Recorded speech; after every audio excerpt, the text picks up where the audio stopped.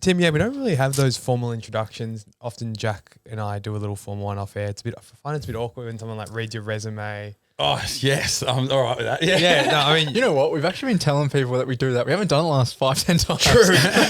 We're like, yeah, we'll give you intro off air, and we just never get around to it. yeah, it's we just tough. roll in. We're busy out here, but I'm all right with that. I'm very okay with that. I also do like saying that to people, then making it really awkward and just and then listing off every Yeah. where I went to school, my mum's name. Yeah, gotcha. Okay. Let's start with where you went to school. I reckon we should go. This is one of my favourite stories about you. Oh, yes. Okay. I do like telling this one. Yeah, you sort tell- of like. I need you to tell it. Yeah, so I went to school at good old prestigious Xavier College around the corner. Yeah. It was nice to get the old Lilydale line again out here. Yep. Yeah. Love it. Shout out to Lilydale line. So, yeah, I was there from year 5 to year 10. I got sent there in year 5 to try and make friends before year 7. Good stint. Which I think is a good idea Yeah, because like I'm from smart. the other side of town and my brother started year 7 and had no friend for years. So mum and dad got put me in year 5. Poor guy. But yeah. Sorry, Cammy. But yeah, so went there till about year 10. Yeah. Wasn't a huge fan. Strangely, for my very gangly physique, I played rugby for a while, which people just sort of like almost like hear the bone shattering looking at me and saying I played rugby. Footy, school, whatever. I was too interested in smoking darts down the laneway at the back. Nice. And then sort of year 10, I went on a ski trip. Mum and Dad wanted to just get me out of the house, get me away for the summer. Winter. So just to kick me out really. So then I went to New Zealand on a big ski tour. Went with a good bunch of blokes, super fun, hung out with a lot of the older guys and stuff. And for some reason, we just had this real kleptomaniac, just feeling going on. So we just decided to just shoplift anything that was on a coat hanger. Right. Like, as you do, you tend at a prestigious school. Definitely. What else is there to do? So we just went on this massive shoplifting spree. It can be completely transparent. And I can giggle about it now. I was like 12 years ago. So, I was literally a kid. But yeah, we were just shoplifting everything, stealing lunch, jackets. It was pretty outrageous, really. And I do feel bad. I know I'm grinning, but it's funny because it looks like I'm very non-remorseful right now. Right. But I am. But yeah, so we just went on this big craze, and the big thing was a couple of kids in the year above went for North Face jackets, and they made the clanger of ripping the tag off. And you always obviously, shoplifting 101. And when you rip a tag off, you put it in another jumper. For sure. You don't leave it on the floor because then it's like, oh, someone's been shoplifting. So they left all the tags on the floor. I literally think I had a foot on the step of the bus to go back to Melbourne that minute. And then the ladies come sprinting out and then pulled us all off the bus going, everyone needs to stop and open your bags. There's about 10 of us just going, full beetroot, like we're cooked here. All open the thing, just tags, North Face jackets, balaclavas, socks, Thousands jocks. of nupsies. Like, why are we stealing balaclavas on the way back to a nice summer in Melbourne? It made no sense, but just was what we're going through at that stage. And New Zealand police, Wow. all pulled up. We were scared we were going to get red flagged on our passports, which could happen.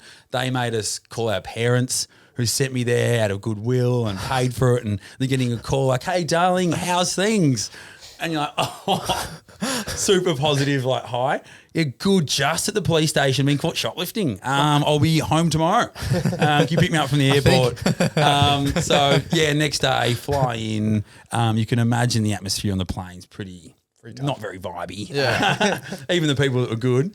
And then it landed. Mum and Dad picked me up. There's some media there. Everything was going loose.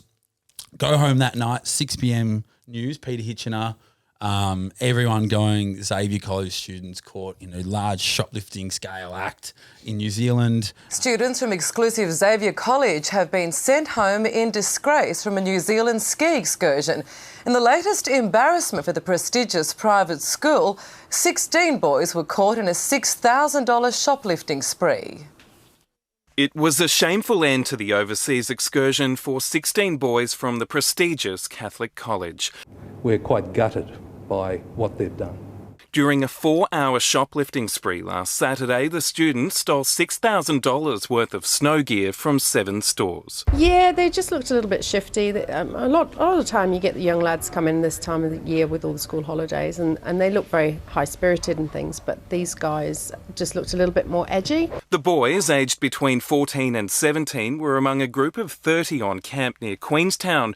Among the haul, 3 jackets valued at around $500 each. Embarrassed teachers were forced to pay for some of the stolen items with their own credit cards. The boys lucky not to face criminal charges. Police in New Zealand permitted the students to return to Melbourne without charge. However, all 16 involved have been suspended until next week. And in damage control yet again, the school isn't ruling out further reprimands. These boys have let themselves down, they've let their families down, and they've let the college down. Rakarl Eberle, 10 News. The principal's cut live in front of the chapel, which really makes it sink in. Yeah. Forgive us for our sins. Please. So they cross live to him.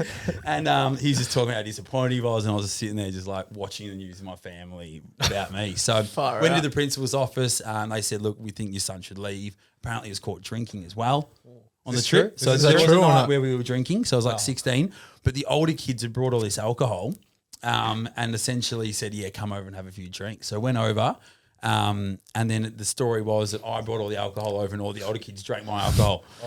So I got stitched up a little bit there, but I was pretty happy to leave, to be honest. I was pretty over it. Went to a school a lot closer, get a bit of a sleep in, better blokes, and here I am today. There you go. Mate, that is an absolute... How many guys got let go? Was it? I think it was about 3 in the end. A lot of people stole, but 3 of us were on the last legs naturally. So it was the old heave-ho. Yeah. There you go. Good times. Thank God we didn't try to introduce you, Tim. That was there's no way. There's no way we're going to set the tone. What's a kleptomaniac going to have for advice? That's what someone might think on the surface, but Tim, we fast forward 12 years on, and you've done some pretty incredible things. Definitely. Mate, yeah, I don't know exactly where we've been. Probably with the BaeJuice. Yep. You are the hangover cure master. Hope so. Yeah. Give us the rundown. Like, where did that all begin? Yep. You've probably said it a million times. No. I always love sharing. I always add sort of different bits and pieces to it. But it was 2018 was when I finally went to South Korea. I was with my girlfriend at the time, Sumin, for 12 months. And it was finally time to go meet her parents and stuff. This side of the story I don't tell often, so it's while we're on crazy stories. So we fly there. It's Thanksgiving. It's like the whole street's dead. So Seoul, you could walk through the middle of the street, which is like 10 million people in Seoul. So we go to the countryside for my first day, which is where our grandparents live, and everyone meets there and has food and drinks soju in the morning. Roll in, I've got a semicircle of family waiting for me to open the door. So I've opened the door, and there's just a semicircle of Koreans like, hey, like so excited for like the tall Aussie dude to come to their beautiful grandma's house. Yes. And I had to walk in and bow twice to her feet. And then everyone erupted again. Like, it was just so cool. This guy was all the way from Australia bowing at my grandma's feet, 2 hours in, surrounded by rice paddies in a square little house. So we drank, we slept during the day, did all this fun stuff. And then I was like, oh, pretty beat. Like, where are we going to sleep? And she's like, just here. And there was about 22 of us, and I was like, "No, but like, is there some other quarters?" And she goes, "No, we all just sleep on the floor in this room." So 22 of us slept in a 30 square meter room on the floor. Or every one of us, like 80-year-olds to 5-year-olds, we just slept in this one room, and I just couldn't hack it. Like I couldn't deal with it. I was like, "No, I'm fine." I tossed and turned for hours, and then Sumin was like, "Oh, you can sleep in my grandma's room if you want. I'll get her out of bed." And then so grandma's hit the floor, the concrete, and I'm in the single bed. No way. But she sleeps there every single day. She's actually gone to the bed to get out of the way of everyone. Yeah. So she's okay. But saying that out loud, I haven't said for a long time. It makes me realise how awful I am. But at least I slept well. So it was amazing. Big drinking, boozy parties, hanging out with cousins, uni friends. Just went out every night. Soju, beer, rice wines, Korean barbecue, just out all night, clubs, karaoke's, everything. So I was pulling up pretty poorly, especially the concoction of all those nasty alcohols. And then it was finally when Sumin and all of her friends started grabbing Korean BaeJuice from 7-Eleven. being like a typical Aussie, I'm going in, opening, grabbing a beer because you're so excited you can buy alcohol from a convenience store. Yeah, and it's pretty incredible. It's like, what was the highlight of the trip? Like, oh, almost that. And then, but all of her friends were grabbing this BaeJuice. So I just became so curious, started drinking it, woke up fresh.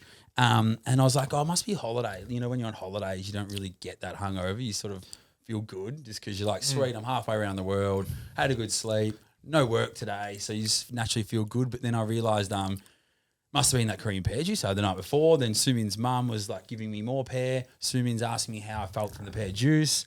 And so it just became a thing that it was like common knowledge that Korean pear helped your hangover. Wow. Did the old Google on the phone at dinner. There's an enzyme inside that speeds up your metabolism of alcohol, is what the CSIRO had an article on. Super long word, like 20 letters. I wouldn't even try. Deoxyribonucleic or something. Don't quote me on that. It's a huge word. And they did heaps of placebo testing with alcohol, without, and different ages and different genders and stuff. And the proof was that it just helped your hangover severity. So became obsessed, drank it all week, came back to Melbourne, met my best mate Liam, who's a co-founder with us, and the three of us all thought it was a great idea to sort of go back and start our own brand and build a business around it. But we did heaps of really cool market research. So I've been a barista for 4 or 5 years at my cafe in Essendon with the family. So I'd be giving out like a latte and a BaeJuice on a Friday to anyone that I know is going to go have a crack. And they would come in on Monday and say, what the hell was that juice you gave me? Because it's in all different languages, no English. Yeah. So a bit sort of skeptical, like peeling this label and like drinking this strange juice, but they did. So that was amazing feedback, and knew that like we're probably onto something. And then 6 months later, me and Sumi on a plane straight back, no meetings, no interviews, nothing ready. As you guys know, jumping around the world looking for manufacturers. We popped over, we found an apple farm guy. He knew someone who knew someone else in the fruit business, helped us find a few other manufacturers and farms. And then Sumin's mum's actually from like, it's called Naju. So Naju is like the home of Korean pear, like the Granny Smith of apples. And she sort of popped out like, I know someone. And like, you know, having this big meeting thinking we'd all figure it out. And she's popped out, found the biggest manufacturer, and we've been working with them ever since. Far out. Yeah, so it's pretty crazy story. And then we launched finally our first container in January 2019. Man, that's incredible. And I guess just to backtrack, so with Liam, when you get back to Australia, how did that go down? Like, did you just go through the contacts list and call your mates? No, I mean, him had been always hanging out. We did door-to-door sales together. I told you the office is next door, so it gave me a few shivers. Not that we did any sales or any work, but we were together and hanging out, which is great. But no, we've been friends since 2005. Okay. We got sat next to each other at school because we're only 2 people at Xavier from like our Mooney Ponds, Asker Vale. Nice. So we got sat next to each other and have been best mates since. But no, we tried app ideas, came up with food ideas, and this one just seemed to make sense, and it was something we could work slowly on, which was quite important. So we didn't need heaps of cash. We could just sort of figure out, get the website going, come up with a name. So Bae means pear in Korean, so it's literally translate to BaeJuice. It's perfect. Sick. Has a bit of relevance with the whole Bae scene. And yeah, we've just always bounced ideas, so it just made sense. I wasn't sure if you had this whole other life going on in Melbourne and then you just dropped it because you've just tasted this juice and now we're going to run a business. So it's cool to hear that maybe you were always thinking, you know, entrepreneurially. And who knows, maybe, I'm not sure what you were trying to do with those jackets in year 10, if you were trying to flip them, or I don't know if that's where it all started. But no, yeah, I was going to backtrack a little bit. Yeah. So what did 18 through to that trip look like? Are you trying a bunch of different businesses, or you're working at a cafe? Yeah, well, the coolest thing was, and I touch on only sometimes, was I lived in Vietnam for like 10 months. So I was out of school, was going to this club every night, every second night, a lot, until the wee hours, sunrise kind of hours. And I met a few people there, and one of them had just been in a really long relationship and had just broken up with a girlfriend after 7 years. And he'd met me 5-6 times at the club. And then he was just like, I just need to get out of this country. You know what I mean? I need to get out. He didn't want to take any mutual friends because they were all best friends with his ex-missus. Right. So he's like looking around the room and like contacted me, and he's like, what are you doing for like next week? And I was like, not much, 19, not studying, probably cross-eyed. And he's 27 and renamed himself something exotic. So I was just like, he's like, would you like to fly to Ho Chi Minh with me in like 3 days. It's like, but ask my mum. So she's like, I think this guy sent me wants to sleep with you. We better meet him first. And so I'm 19 in the kitchen with this guy I've just met, introducing him to my mum and dad. And then we fly to Vietnam. We accidentally went to Hanoi instead of Ho Chi Minh. It's a bit more cultural and not really the party vibe we're after. Right. It probably did our brain cells some good. But we started a party there. So we're there for a month. I went out every night. I was full high energy. I'd be dancing. This is Hanoi. This is Hanoi. Okay. Like I'd go to all these like what do they call Viet Tech or something? It's like the Vino House or it's called something like that. Okay. And it's like really Vietnamese EDM. So I'd get on the stage and on the poles at these clubs and dance, and everyone would get around it. And then eventually the right person saw it. The right person saw it, and he goes, "Oh, you guys from Australia? We had a few beers." He's like, "I've got this boat on West Lake, which is a really popular lake. Do you guys want to like just throw an event on it? Just bring all your crew and throw some parties. You got the club background and whatever I did background. Yeah. We're like done. So we took over a boat with a pool on it. The guy. Hold on. Yeah. A boat with a pool on The boat had, it's like a nice long boat and it's had this little pool in the middle. Yeah, right. So we took it over. We redid the deck because the mate had a construction background. He told me what to do. Of course. And we painted the side. And like I can't paint the picture anymore. But I was like literally like wood, like rope, dangling, paint kind of job, like Vietnamese real OH&S kind of vibes. Yeah. And so it was just wild. And then we'd set it all up and everyone was like, no one's going to go to a day party at the pool in bikinis with shots in Hanoi. It's just too culturally wrong. So we did free shots, day party, make sure you have to wear bikinis, and like 200 people came. Yeah. We had this like Vietnamese DJ, couldn't speak English, and it was just like doing some real lame, I can't even do it. But we just threw this party for 2 weeks, and I was 19 paying off Vietnamese police, 20 US every time they came. No way. 19 years old, sunburn as, 40 degrees, just going like bang, like with some USD. And it was insane. And then 2 weeks after, like the whole area is just like these girls in bikinis walking around a communist country in our most cultural All area. like locals. All locals. So it was pretty cool. So then I So flew you're back kicked out of the country again. Pretty much. So I flew back and then I get a call from him a month later when I finally landed a full-time job. Going, you've got to come back. I've got a paid gig for you in Ho Chi Minh. Met some massive investor. She I was owns 19. she owns like half the pharmaceutical company in Southeast Asia, and she's going to back everything we do. So he threw a hardball event with 10,000 people. Whoa. No idea what he's doing, but just winged it. And then I flew over and I was on a wage, and then it all started. This is like sort of my journey starting. And like we had Peking Duck come, client liaison, Venga Boys we did a beach party with. You have to submit the lyrics to the government. And their song's boom, boom, boom, I want you in my room. So you're submitting it to the government so there's no sexual references. Boom, boom. So then I changed it to zoom, reference. zoom, zoom, I want you in my car. And they've just ticked it off. So I've done a number on the Vietnamese government. So hopefully not too many Vietnamese government officials are tuning into this. Oh, there might be a couple.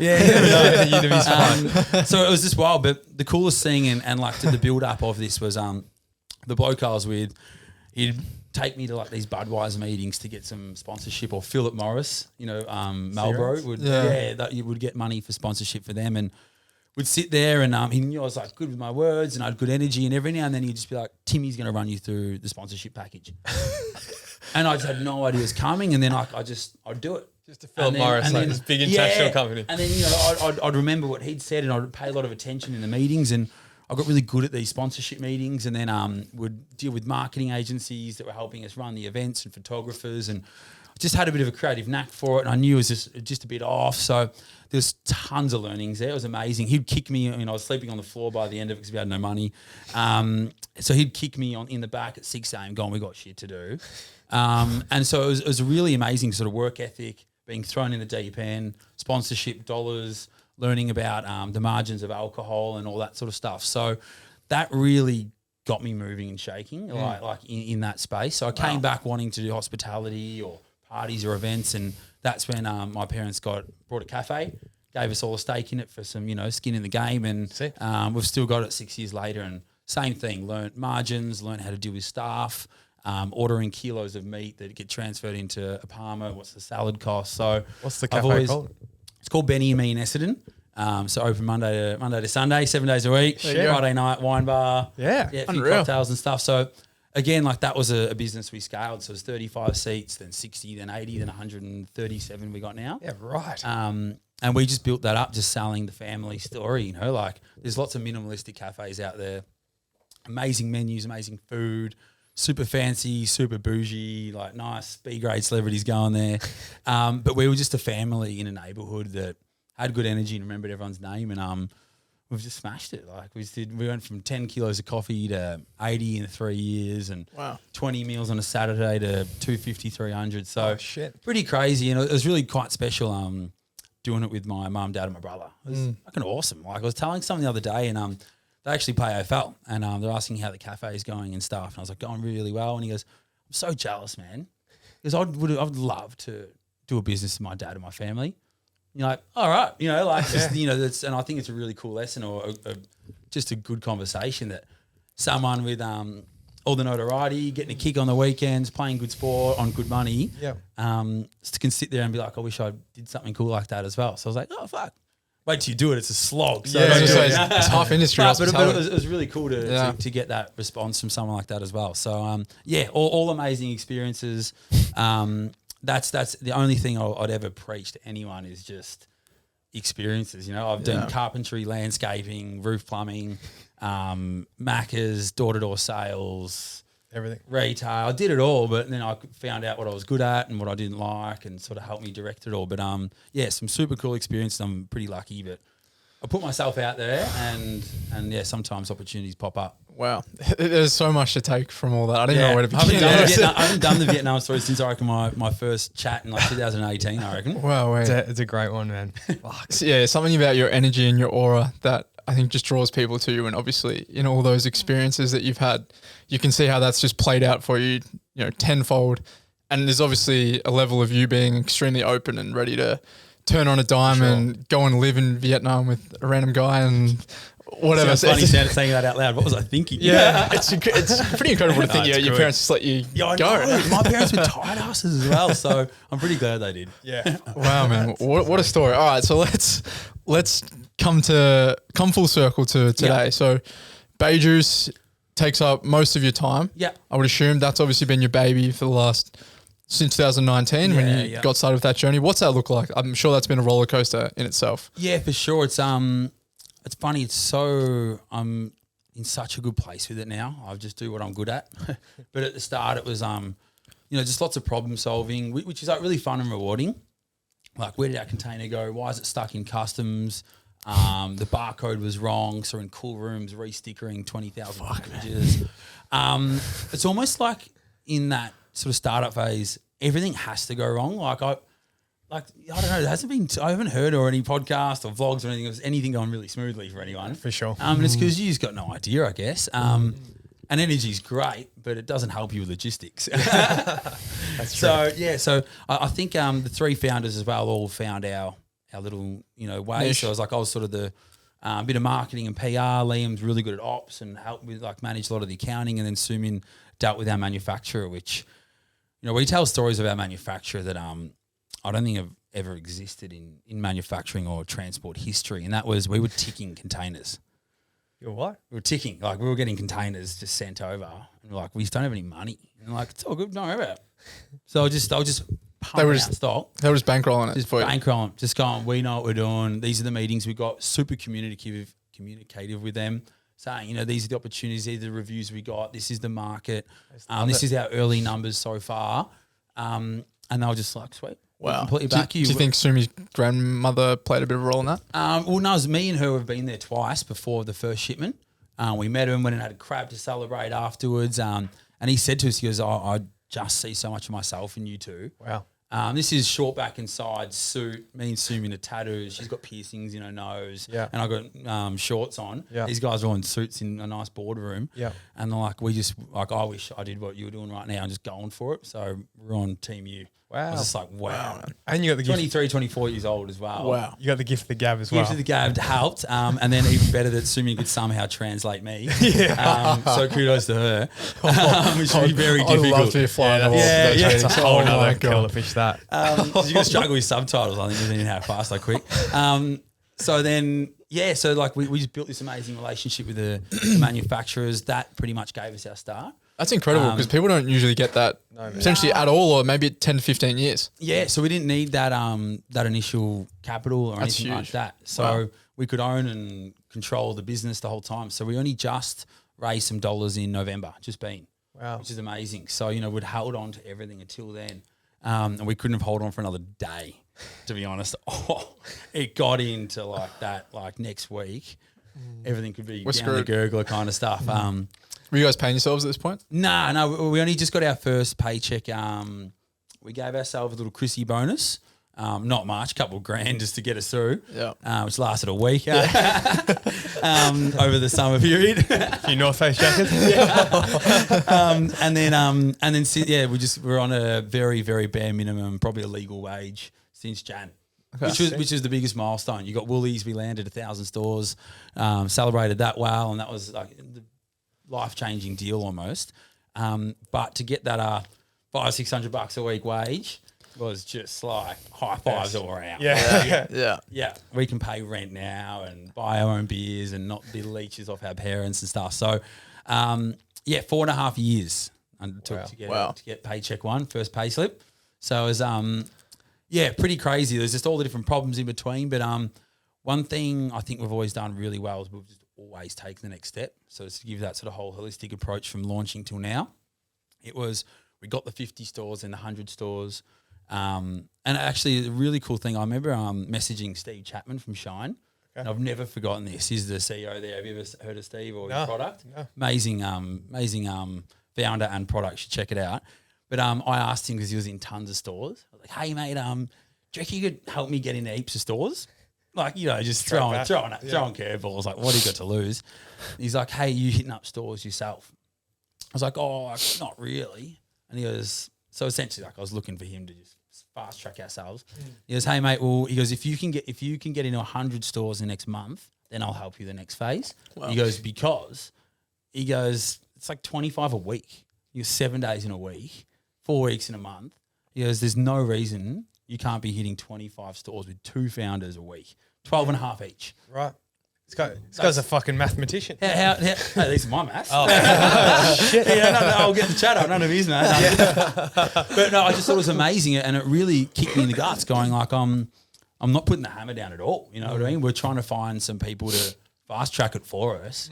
This is our brand, our product. We've got to get out there. So we got to that 100 stores pretty quick. Didn't go back for help because we had the momentum, but so it was amazing advice. Like I want to help you, but if you can show me that you can work your bum off, then I'll help you. So I've taken a lot out of that since he said that, even with other people hitting us up now. It's a massive lesson, that one. Yeah. I think, you need to do the work first before you get the help. It's like massively. How good's that? It's the best. So I was really happy to bring that up, and I hadn't mentioned that before, so it's a little goodie. And so we got to the 100 stores, and then honestly, this just sums us up. Somehow we got Woolworths after 110 stores of shonky data.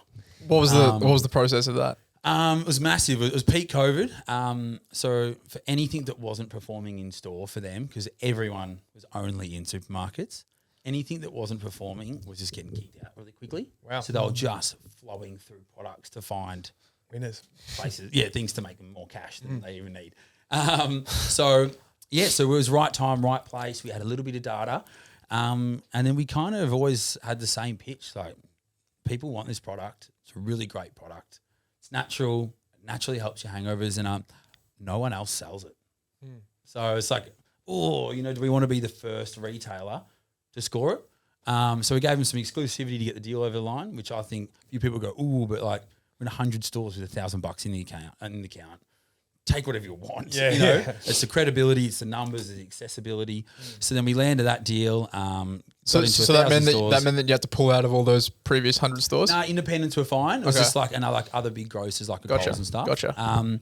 Which is so fine, and as we grow, it might open up doors to other stuff. But we stuck with Woolies. We got some really good allegiance with them, and we've had an amazing relationship.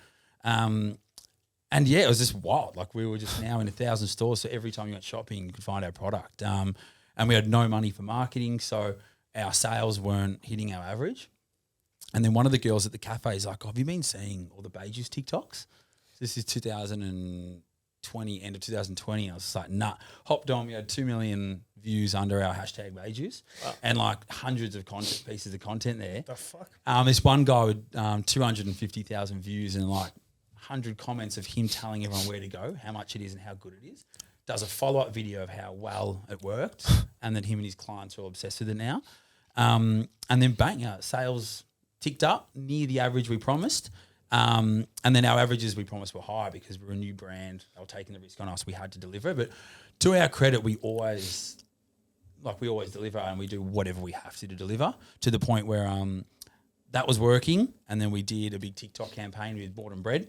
And we just splashed like 15K, sent it to all these creators, got all this content, and like we had like $9,000 at the time. Then it was borrowing a couple of grand from people. We had to get to that average, otherwise we're cooked. Otherwise, you were out. Yeah, and once you're out, it's all over. Once you're in the retail game, it's kitchen sink time. There's you just don't take no for an answer. So we did that with all of our marketing and all of our opportunities, and then we smashed it. We got to like well above our average from that. Repurchases because people love the product. So even though we weren't doing more campaigns, we're getting the repurchases anyway. Then we landed Dan's, then we landed BWS. We landed a distributor along the whole East Coast that does all remedy kombucha. Got into all sorts of different places, and we're sort of around that sort of 3,500 store mark now. Wow.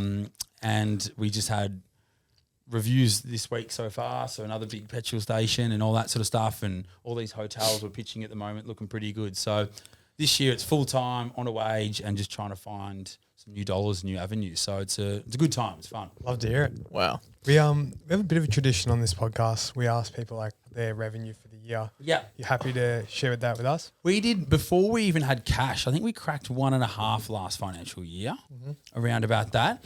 So before we even had some cash in the door. So no marketing, no like $500 a fortnight ad spend. Anytime we got some cash, we did a little campaign, PR, bled us dry, but we got articles out of it, and I was interviewed on Channel 7 and stuff, and then people start emailing us saying we're looking for partners, or people that don't reply to you.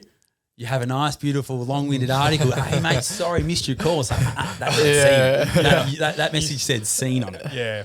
It's funny how that works, isn't it? Yeah, so it was a bit like that, but hey, if they come crawling back and it opens new doors, who cares? But so that was our numbers sort of last calendar year, and this year we should be just smashing that out of the park, really. How many people do you have in the team at the moment? There's still 3 founders. Yep. Working full time. The best thing we did was get some like advisors in.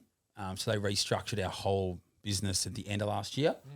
I think that's why I was so excited this year, because everything was just question marks or scary, and everything was a risk. But now we've got like an acting CFO. A bunch of our shareholders have come on as like advisors. So we report to them. Can we spend this? Yes. No. Don't do it. What's the ROI out of it? Let's do a billboard. How many people are going to see it? They're all over 50 with kids in the back. Is it much point? Okay, no. Let's do more on visual merchandising. So now we've got these giant bins in Dan's everywhere. So it's been amazing to have some really solid advice, and to just make us just stop for a second and just think about things. Has been a massive difference. And now being in so many meetings with advisors, when we have our fortnightly marketing strategy session, we sort of think like, what would Trav do? He's our advisor. And we sit there and go, oh, would Trav approve of this? It doesn't actually help with the messaging. The product placement doesn't actually serve a purpose of you drinking it before alcohol. No, we don't want to do this campaign. This is why. And he's not there anymore. So isn't it amazing? And we've just learnt this recently. That's sick. And we did a WWTD I sent to him the other day. And he's just like, what the hell? I'm like, what would Trav do? And that's sort of a bit of our philosophy.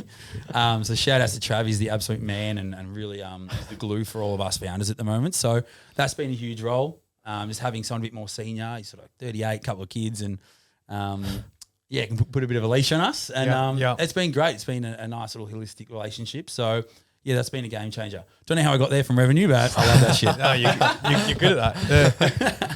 Just to knuckle down on, so with the founders, so you were dating Sumi. Yeah. Sumin with an N. Yeah. Sorry. Sumin. No, it's okay. Yeah. And so you guys were together, and then not to be. Yeah. And you're still working together. Yeah. How's that all look? At the start, like pretty chaotic. So it's been 2 years ago now, sort of around that sort of June mark. And we were selling masks during COVID together. We were working at the cafe together. We did BaeJuice together, had another couple of ideas together. sorry. So I did all these little things. So it was just like pretty relentless. She moved in with me after 4 weeks of meeting her. Wow. So again, like, it's not really surprising, is it? No. You move quick. You move quick. Really quick. So Move fast. it was pretty full on, and yeah, it just got to that point where she's ready to knuckle down. I was ready to just take off with all new other ventures and concepts. So it just wasn't aligning at the time. So we kind of just went our own way, moved out. She went back to South Korea, but harmoniously, drove her to the airport. I helped her with all the documentation. She flew peak COVID. Okay.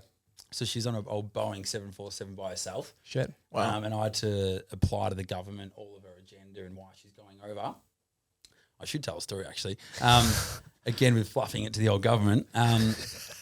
We had to build an agenda out of why she's going there. Right. And it was to head up the Korean BaeJuice office and how important it was.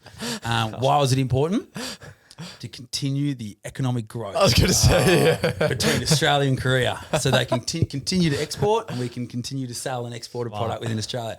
So I did all this fluff. I built an Excel and agenda, phone numbers, made up names, times, locations, flights, and everything, so that they could see that she really does need to go over there. And then, long behold, they came back and said, if you send the manufacturer's agreement as proof that you do have a manufacturer. And the shareholders' agreement that Sumin's the director of the business, then we'll approve your travel. So 2 weeks later, she got all of her jabs and she was in Korea. there you go. Wow. Insane. So again, we look out for each other. That was to help her be with her friends and family, which is important. Cool. I was very lucky to have mine where I lived. Yep. So I thought I owed that to her. And since then, we've just been building new products together. She works with the manufacturers. She sits on the desk next to me. We import all different stuff.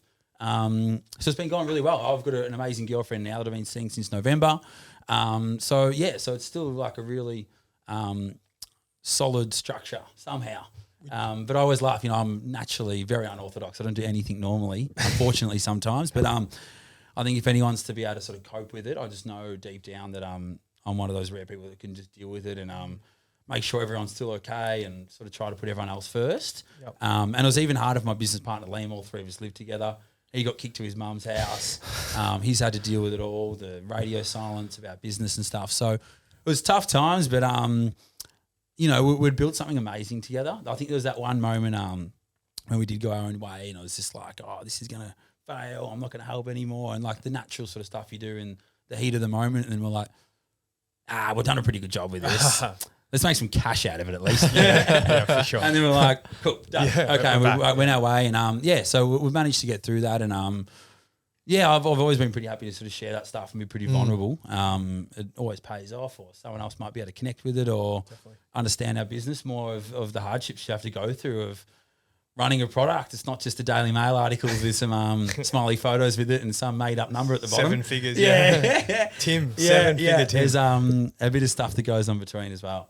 Would you recommend to people going into a business potentially thinking about maybe going with a partner? Would you tell them to beware, or what are your thoughts? There's an amazing product called Gymbod. It's a protein ice cream. We've got the same consultants and we've sort of all watched each other's journey for a while. They're in a relationship and I love watching them do their thing and they look like they get along really well, smashing it out the park. Amazing product and two founders in a serious relationship. So seeing that, there's no right or wrong answer. So you never know, right? But for me, at one time, I was working at the cafe with my dad, my mum, my brother, and then I was doing BaeJuice with Sumin and my best mate. Yeah. So I was just I was really rolling the dice. It's pretty much everything everyone says not to do. And I did all at once. And 1 out of 5, didn't work out. But no, I don't see why you can't. We worked on it late together. We had new ideas, and it was special moment in our lives for sure. Building something from the start to what it is now, you'll sort of never forget for sure. You mentioned some of those other ventures that you guys kind of got your fingers on. Yeah. I'd love to go into Monphell. Yeah. And that's something you've jumped on board more recently. Yeah. In the clothing space, so hence why we're very interested. What does that look like at the moment? That is my my energizer at the moment. like that is just getting me jacked up. Like I just love it. Like even more, I know. But it was sort of like the end of middle of last year. We were talking about shareholders agreement and him trying to value the business because he saw I'd just done it and we'd known each other for a long time. And then it got to the point where he was just like, look, I've got all these other people interested, but I think I need your energy. I think I need some enthusiasm around the brand so I can do the creative stuff. And someone else can be behind me, just going pew, pew, pew, and just smashing everything out that I need, and being the hype man. You know, he's so focused and this is Toby, right? Yeah. So he's done it for 10 years. He was in the t-shirts, loungewear game, and he's had a real passion into the high end space. So he's went for it, which is amazing. And his story is awesome too. So he was a scaffolder from Tassie. It'd always be covered in glue and sweat and all the grime from working. And then at night he'd go to his pattern maker and his sewer and he'd get all the gear and then take it to someone else. And people thought he was a delivery man for all of his gear, like all the garments. They thought like he was a delivery man. Like, oh, how do you know Toby? Like, oh, I am Toby. So I thought it was just like, how cool, you know. There's all these like, eccentric stylists and designers that he'd drop clothes off to, and they're just sort of like just wide-eyed, like, who are you? Yeah. And so I think that's really cool. And even cooler is that he's stopped doing scaffolding, just moved full-time into it, and he's just gone all out. But it's really special to be a part of. It's it's being in the car together, cruising around, talking shop, being really close mates, having a great friendship. But going picking up buttons, getting fabrics together, stopping, having a coffee, talking about expansion opportunities or what's next for us, or how are we going to flog this, or should we take over this studio we can't afford? Yes. Duh. We'll figure it all out later. Who needs money, right? So it's been really special, and it's helped, I think, me as a person see someone be so artistic and just, I forget that, as a founder launching a company, that is your life. And because I was in it, when you look outside in, then you start to remind yourself about all those special moments. So it's really helped my BaeJuice work, and it's helped everything I'm doing, watching another founder just go for it. So it's given me a lot of life with BaeJuice work. I'm working harder. We're doing more sampling. Just in the States we can touch on, hands-on sampling in parks, because I was like, hold on, this is the cool stuff again. And if anyone's watched Air, the recent movie, they talk about, this is the old Nike and stuff, and they do some really cool shit. So, it's amazing watching you do it. It's the best thing was, and I think we sort of chatted this over coffee, is it's given me so much confidence with what I wear. Like I'm wearing stripy, crazy pants and pink Asics, big high hats and crop jumpers. I was wearing a camo suit the other day, bottoms and top. Nice. And like my dad, who's just short back and sides, receding hair, trousers and a polo, it's just like, wow. He keeps saying, I reckon I could fit in those pants with the flares. So it's been really cool just sort of experimenting and just bringing out sort of a new version of me. And it's been amazing to be a part of, really. Have you always had an interest in fashion, or has it just been something? I think I've always been the black jeans, black t-shirt, sneakers guy, but I've always wanted to go that next level with what I wear. Always had it in me, and I've obviously got the confidence to an extent. So it was really nice just breaking that barrier of being like, I just don't think I care anymore what other people think, whether I'm wearing a balaclava or doing a photo shoot or posting a photo of myself. And I was thinking about this last night to bring up at fucking whatever time it was before very early in the morning, but that's how I roll. It's amazing. Sometimes when you take a selfie, it's not just because you look good, it's because you feel good. And that was my sentence that I really was like, I think that's a really cool thing about taking a video of yourself doing, clothes and putting stuff on or styling stuff. It's like, not just like, does it look good, but you actually feel good in that stuff.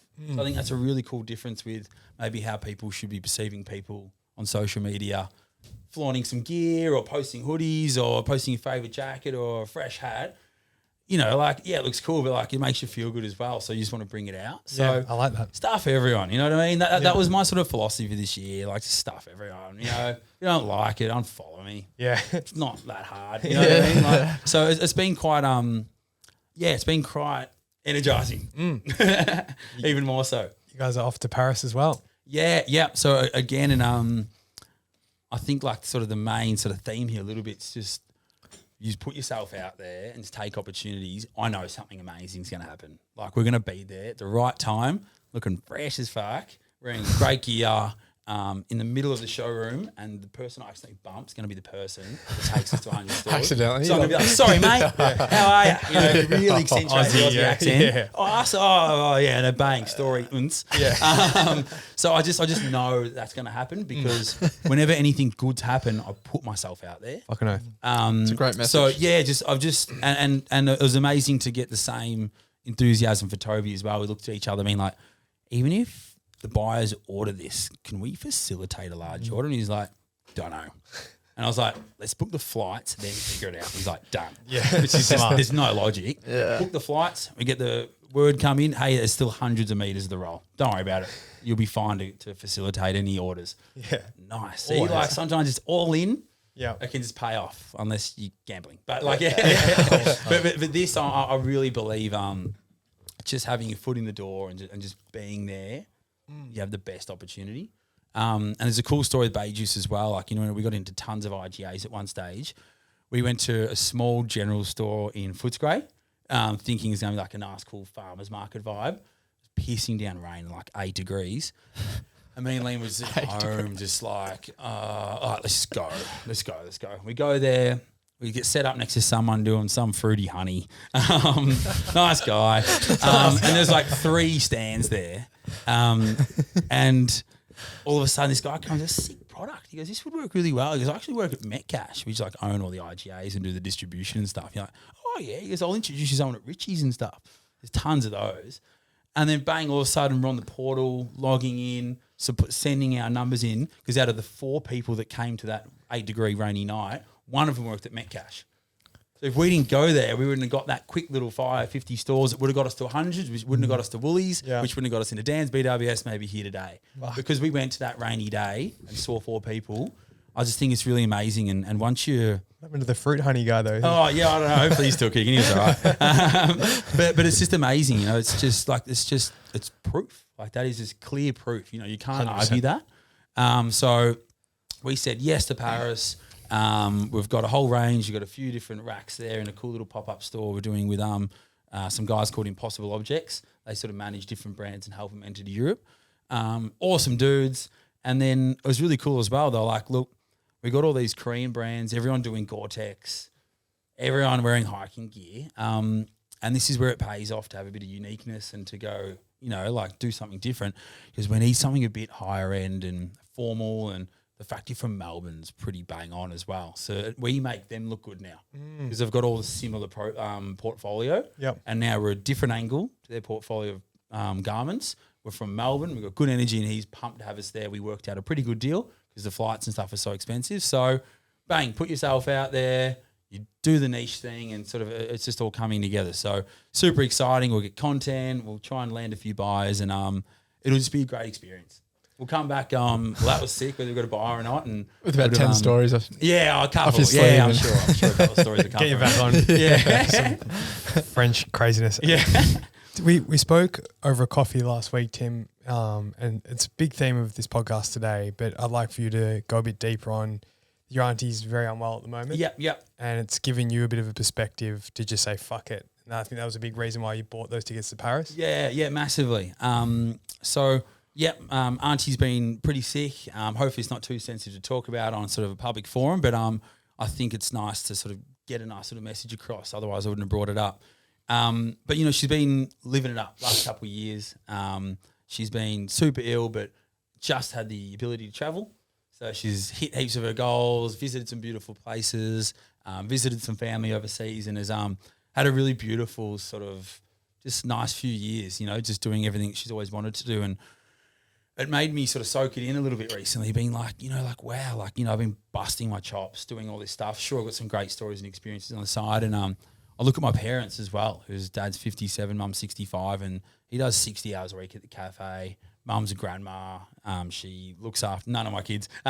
She looks after all the rosters and the staff, and they want to take on new opportunities. And it's just like, wow, like you get so engulfed in like a wage and rent and mortgages, and like I know that's the realistic stuff of life, and you got to pay those costs. But you know, to fly overseas, $2,000. I make $600-700 a week, take out a couple for rent. In 4 weeks, I've got to fly halfway around the world. You wouldn't really think like that, right? Isn't that incredible? 4 weeks, I can fly to Italy just based on my tiny wage. And then you're going to need spending money. The dollar doesn't help. I understand that. But just to try and give some context. So, yeah, it's really encouraged me to sort of, just get busy living. Like Shawshank Redemption. Is that it? Get busy living? I think so. I think it's Shawshank. Shout out to Andy Dufresne. I guess it comes down to a simple choice, really. Get busy living, or get busy dying. But yeah, so it's just really giving me that little extra edge that, not to drown myself in work, not to take it too seriously. There's a few other opportunities popping up, but maybe they might take up too much of my time, so then I can't travel, can't be a good boyfriend, can't be a good uncle, and I want to hang out with my parents a bit more. And most importantly, I want to make sure everything I've committed to now still gets attention. It's not fair if I go and take on all these other things and none of them get the love. So I think, just freeing up some time and making sure that, still live a good life and have a bit of fun and make sure it's not too late. So that was a really nice sort of encouraging little realisation recently. And what was I going to say about that as well on the work front? Oh, yeah, so when I got a little life coach who I do a session with for an hour every week. He's amazing. Someone said the other day it's not safe for both of us to be in public because he talks more than me, which I thought was hilarious. And he said the other day, saying no to someone, saying yes to someone else. Wow. And I thought that was elite. Yeah. So saying no to joining your boys' venture is saying yes to my BaeJuice team who was stuck by me forever, that I'm going to give them more time. Wow. So that's how cool is that? Isn't that a sick thing? Yeah, so instead of feeling bad for saying no, it's saying yes to people that have, in your corner and a part of your clique. So, pumping out some wisdom right now. Yeah, you are, man. We should just keep rolling. That's a goodie though. That's really amazing. What else does this guy say? It's some good stuff. My favourite, which I'm trying to do and struggling, is being calm amongst the chaos. Has been something I've been really trying to focus on, and I'm not into basketball really. I like it, and I've gone before. But you're saying, that peak Bulls era, they'd stop and breathe and stuff. And he's saying, the best players in the world are stopping and breathing and focusing with lights off and closing their eyes, and then go crunch it. Whereas the crap teams aren't doing it. He goes, I know there's skill involved, but also there's just that aura of calmness and professionalism. So that's something he brings up each week because that's the whole idea, is a bit of accountability. And he's saying, you stressed, you've been doing too much and stuff. I'm like, no, I'm in a good place, and it seems to be helping everything. So there's my last one. You asked us something sarcastic. I'm like, yeah, go on. I love it. I love Tim. Mate. I think, in fact, for Jack, and I'll speak on our behalves, is like your energy, and I said before to you that I think you're the epitome of just running headfirst into brick walls. And I think that brick wall doesn't break the first 100 times, but it'll break on the 101st. Yeah. You might have fucking severe concussion and be good for nothing after that, but at least the wall broke. Exactly. And there's something to be said and for the rest that. can run through. Correct. Yeah. All your mates are sweet. Yeah. You're dead. But no, I think I really just gravitate towards people like you. And No, it's good to hear. It's and that's part of just, just letting it out, if I can just give some enthusiasm every day and share some funny stories, but some valuable ones and some confronting ones, which is literally the three angles we've hit today. It's you get some people up and about, and it's all worth talking for an hour and sharing some stuff. So definitely worth it. 100%. Jack, did you have? I don't think, man, we've covered the world in that. Yeah, we smashed it. Yeah. I'm sweaty. Yeah, can you tell? Yeah. Hopefully the camera can't see the back of my hair there. That's I think it's cool, you starting from the beginning and going so in depth into all those stories. You can see the growth, to you now sitting here today and having more time for yourself and sitting with a work coach, a life coach once a week. It's awesome to see that evolution of Tim. And for you to be working on your weaknesses, like you said, staying calm. And I think that's just such a testament to you, as though, although you're running headfirst into these walls, you're learning something every time you fucking do it. For sure. And so that's just such an important message for people. And as you would probably attest to, you don't really know what you're doing at the start. Yeah. But the more walls you run into, the more you'll figure it out and get a little step closer. So, man, kudos to you for building what you have and having your hands in so many different things. It's really cool to see. Cool. No, I appreciate it. It's exciting. And yeah, hopefully we can do another pod soon and we'll talk about the rest. After Paris. Yeah. Lock it in, Tim. Thanks for coming Cool. on. No, thanks, guys. Ta. Thanks, mate. Yeah, Appreciate it. cheers, great.